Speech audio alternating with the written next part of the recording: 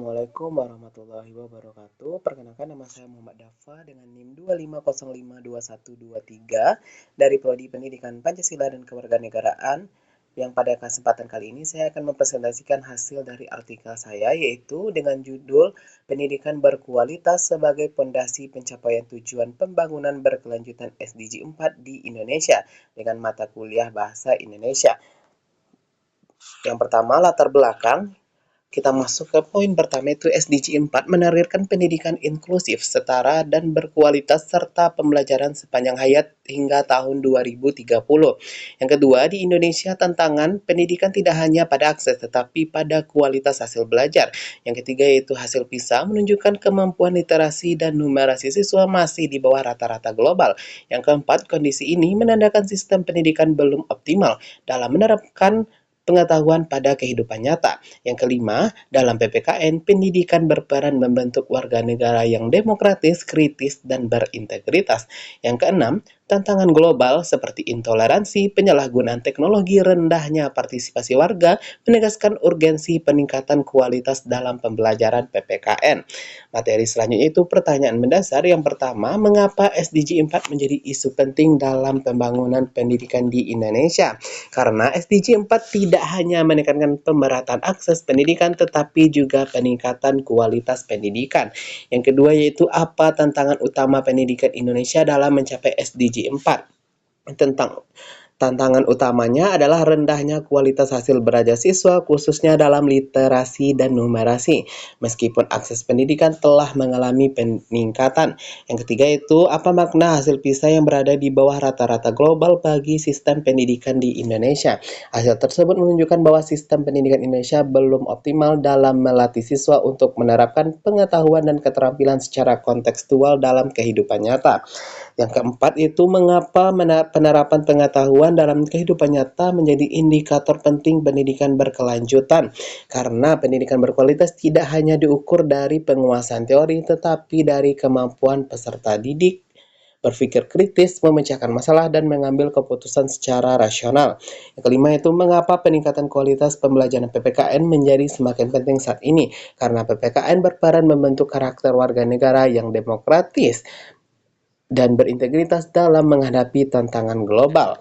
Lanjut, materi selanjutnya yaitu tujuan. Yang pertama itu menjelaskan urgensi pendidikan menurut SDGs dalam pembelajaran PPKN. Yang kedua yaitu menguraikan faktor-faktor yang mempengaruhi kualitas pendidikan. Yang ketiga yaitu mengidentifikasi peran guru, sekolah, pemerintah, dan teknologi dalam meningkatkan mutu PPKN. Yang keempat yaitu menyajikan analisis konseptual mengenai pendekatan pembelajaran inovatif. Dan yang terakhir menjadi landasan awal untuk pengembangan pembahasan di tahap selanjutnya. Lanjut ke dalam pembahasan. Yang pertama yaitu konsep pendidikan berkualitas menurut SDGs.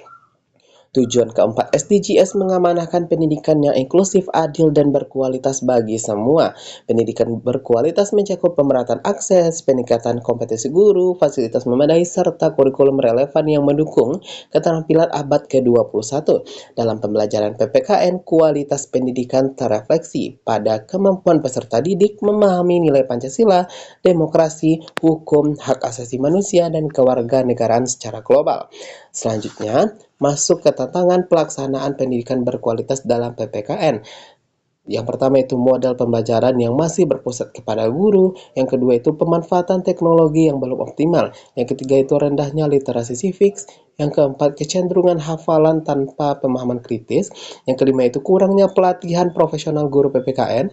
Yang keenam itu metode pembelajaran yang kurang variatif. Dan yang ketujuh adalah minimnya kolaborasi antara sekolah, keluarga, dan masyarakat.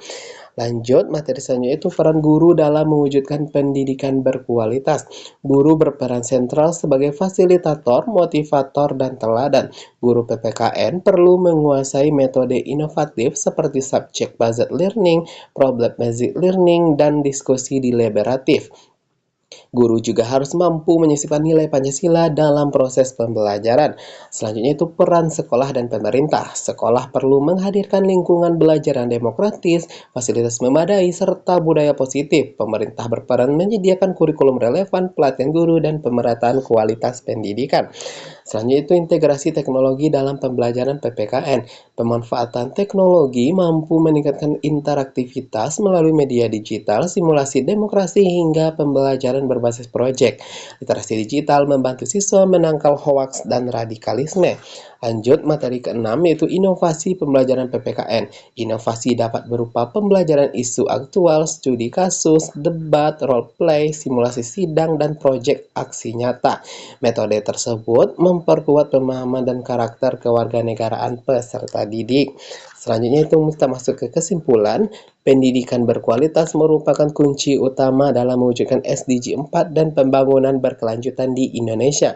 Tantangan seperti rendahnya literasi dan numerasi, kesenjangan kualitas pendidikan, serta dominasi pembelajaran konvensional menuntut adanya transformasi pembelajaran melalui inovasi pedagogis dan pemanfaatan teknologi digital. Keberhasilan upaya ini sangat bergantung pada kompetensi guru, ketersediaan fasilitas, serta dukungan kebijakan yang berkelanjutan.